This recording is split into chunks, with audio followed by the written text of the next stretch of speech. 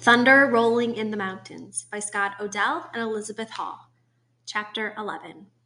With sick hearts, we packed in the dark to leave. 4 of our best warriors lay dead.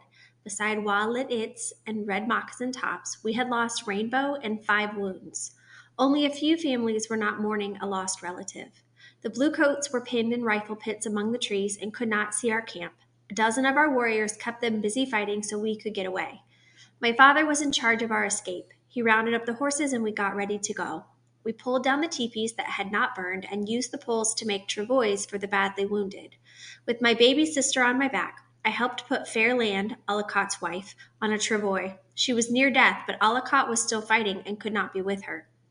Those whose wounds were not dangerous we tied onto ponies. I helped White Feather onto her horse. She made a face from pain as I boosted her into the saddle. Early in the fighting, a bullet struck her in the shoulder. It knocked her to the ground and made her dizzy. She grabbed at something to pull herself up. It was the boot of a Bluecoat. He smashed his rifle butt into her face. The blow split her lip and broke one of her front teeth. Her lip was swollen and she was no longer pretty, but she would live. Before we started off, we buried many of our dead. As we wrapped them in soft buffalo robes, we wailed songs of mourning. The sounds pierced the air as our loss pierced our hearts. With each one, we buried some of that person's prized possessions: a flute, a necklace, bracelets of copper wire, an embroidered headband. When I helped bury my beautiful mother, my tears fell hot on her wrappings. With knives, we dug shallow graves in little ravines along the riverbank. There we placed our dead and pulled earth over them. Chief Joseph led the women, children, old men, and the rest of our warriors away from Big Hole.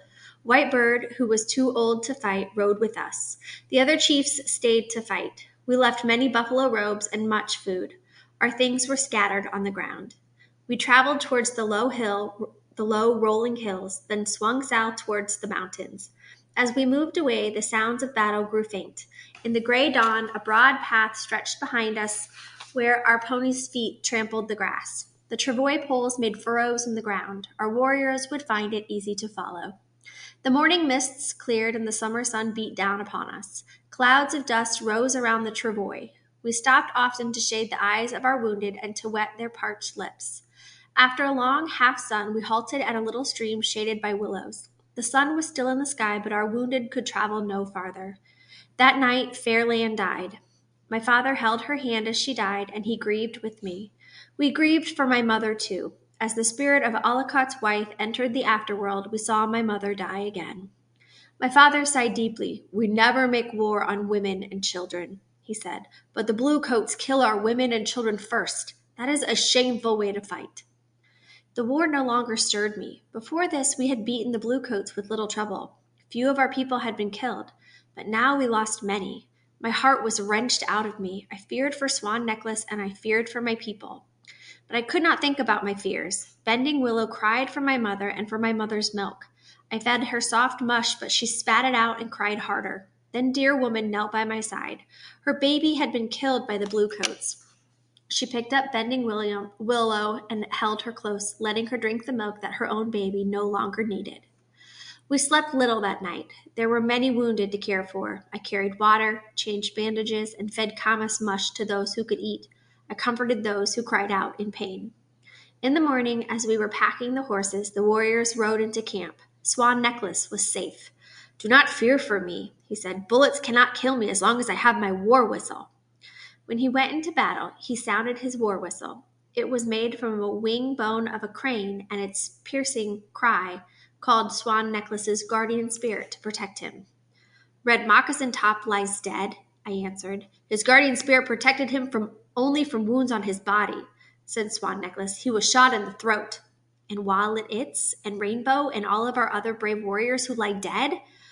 "Perhaps Lit Its was shot before he could pick up his charm of weasel skin and raven feathers," said Swan Necklace. "Rainbow's guardian spirit protected him in battle only after sunrise. Then he could walk among his enemies. He was struck while the sky was still dark." I wondered at his words and prayed to the great spirit chief to protect him. We buried Fairland with her elk hide dress that she wore on feast days and a shell necklace from the land of the great waters. We wailed songs of grief for her. Before we left our camp, the war council met once more. Looking Glass was in disgrace. He had failed the people.